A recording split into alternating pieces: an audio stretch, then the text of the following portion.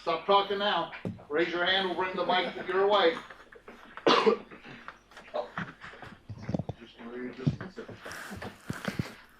Coach, last week marked the first time that Braylon Addison, Darren Carrington, and Devin Allen ever played together in the same game, which is kind of odd considering they're three of the most productive guys you've had the last couple of years.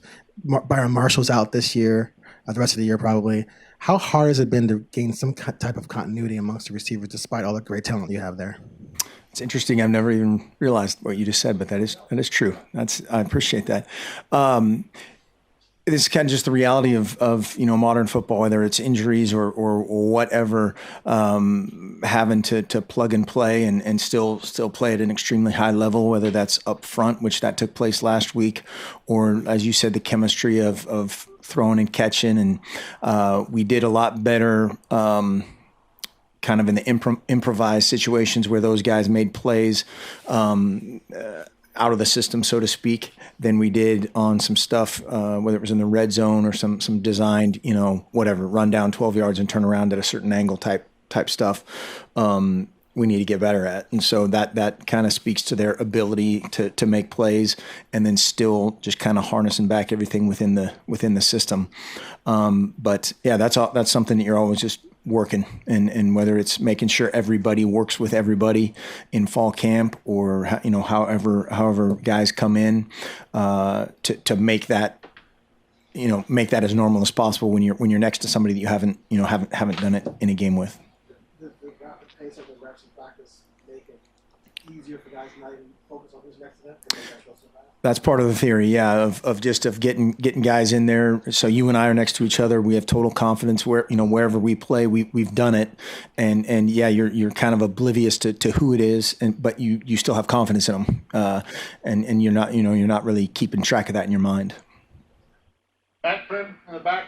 You guys have talked about how Braylon can do a lot of things for you offensively, whether it be at Wildcat or running back or receiver.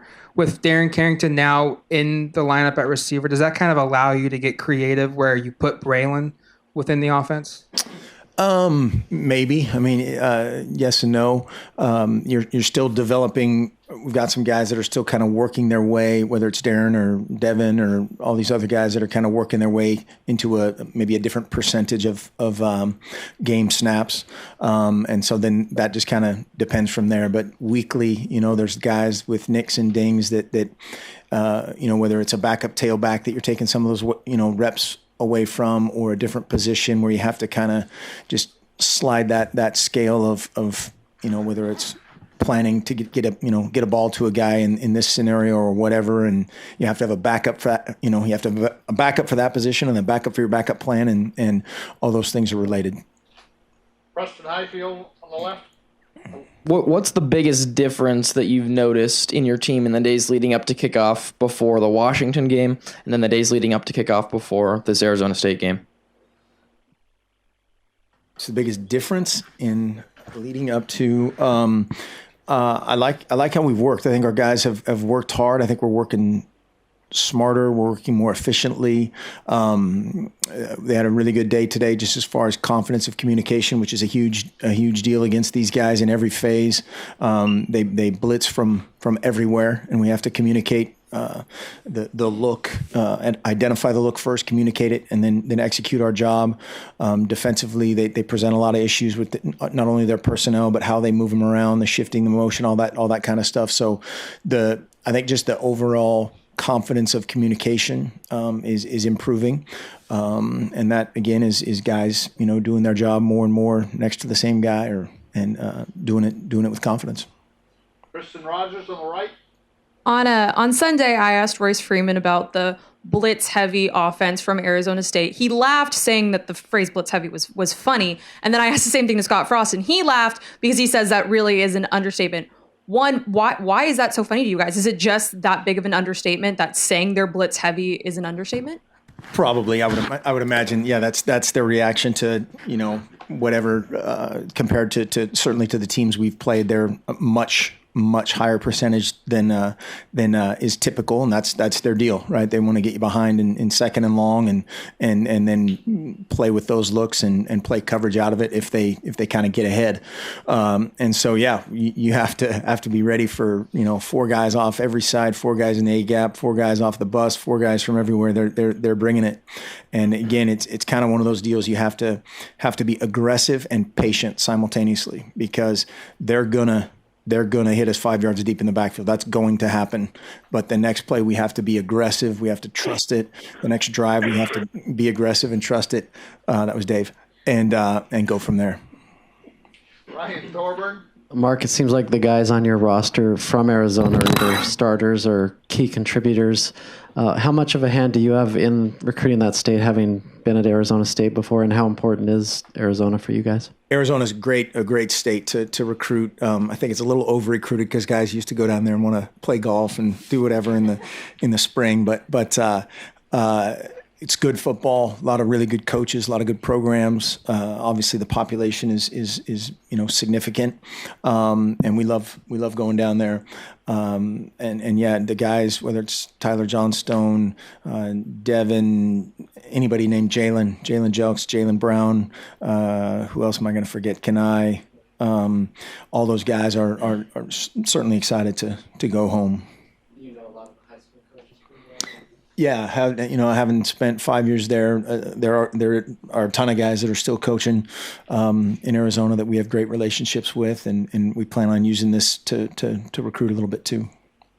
Lindsay Snell, did you have a question? Yeah, can you hear me, Mark? Yes, and it's Schnell. Thanks, Mark. As you guys watched a couple games, there were some outsiders who were thinking that the sky was falling in Eugene. And I know that as coaches, you say you ignore the media and ignore outsiders, but your kids are on social media. They hear all this. They're on campus. How did you make sure in the aftermath of the Utah loss that guys were not completely demoralized in the locker room with their confidence? Sure. We don't ignore the media. We pay great attention to the media. I think it's a fine line. Number one, the first thing is you be honest. And you be honest about solutions. You be honest about exactly what happened.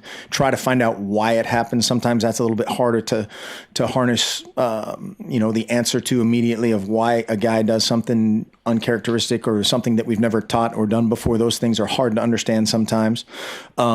And then you move forward. But just like, last year when we were the greatest team ever in the history of football, which wasn't true, we're not the worst team ever in the history of football this year. And so just constantly pursuing better, constantly working together is kind of two of the things that we talk about all the time in various ways. I think that is kind of easier said than done, but our guys have worked hard and our best football is still ahead of us. We're improving. As long as we're all in that same kind of vein, that's all we can do.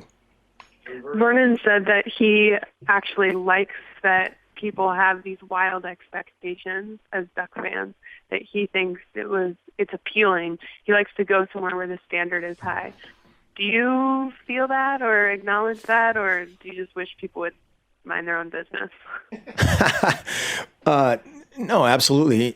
We are at a place where there's some percentage, whatever that is, that if you lose a game, whatever, it's fire me, drop football, whatever that extreme kind of reaction is, that there's a percentage like that. There's some percentage like that everywhere. But we're also a place where you can win it all. You can do things the right way. You can do all the things that we do in the classroom, in the community, all the positive things that we do that are awesome that nobody talks about. And so, absolutely, you'd much rather, as a competitor, as a high level competitor, you'd much rather be at a place where people care a lot than they don't. Yesterday, Frost was saying that he never wants to go too fast on offense and have it not work and then put the defense back out there again if they've been out there already quite a bit in a game. Do you take that into account with how selectively you use tempo in a season like this, how the defense has been doing? That's one of those things where you're constantly going back and forth, but you can't think that way. And Frosty and I always talk about these kind of things too. Of you can't operate going, what if this doesn't work? From his standpoint, that's something where we'll either do something a little bit differently, whether it's a series of plays that we're checking, seeing what the defense is doing and trying to get in the best situation, or play with emotion, or play something that just might take a little bit more time, but we also have to put our foot on the gas and do what we do. And it's always, working that fine line of trying to be in the perfect play versus just going and seeing if that's good enough. This is a two-parter. Where does DJ Foster kind of stack up against the, playmakers in the Pac-12, and then seeing as what he can do in the run game and the passing game with Byron that's shown here, Christian McCaffrey? Is that kind of the new wave of football? Yeah, definitely. I think he appears to be exactly what you just said, that guy that can play a bunch of different positions. He has to be smart. He has to be tough. And those guys are hard to defend. And that, whether it's being able to line up in a conventional whatever 2-back 1 tight end look and pound the ball and be really good at that, or line up in empty and be a route runner and be really good at that. He is very, very good. I think it sounds like they're going to get the big guy back at tailback as well, DeMario, and so it's just another element that you have to be prepared for. Any other questions? Justin? Back to talking about the wide receivers with obviously Carrington back and Devin Allen getting up to full speed, but specifically to Braylon Addison, is he the type of guy where, as far as the approach, you're trying to, on certain drives, get him the ball specifically? Do you design the offense in a specific way like that? Sure. I mean, obviously, you want to get the ball in your playmaker's hands, and he is a dynamic playmaker, whether it's in the return game or as a receiver, running reverse, whatever that is. And so you're going to try to get the ball in those guys' hands, whether that's Royce or Darren or Vernon or whoever. And then you just have to have a backup plan. He's a guy that has played a ton in special teams. He played a lot offensively. We have to keep him fresh. We have total confidence in a guy like Kirk Merritt that is really getting better and better and better. You can see him growing up just before our eyes. And so, again, it's that balance. But absolutely, we want the ball in our best guys' hands. Lindsay, did you have anything else to add? No, I'm good. Thanks, Dave. Anything else? Thanks, Mark. Thank you. I guess.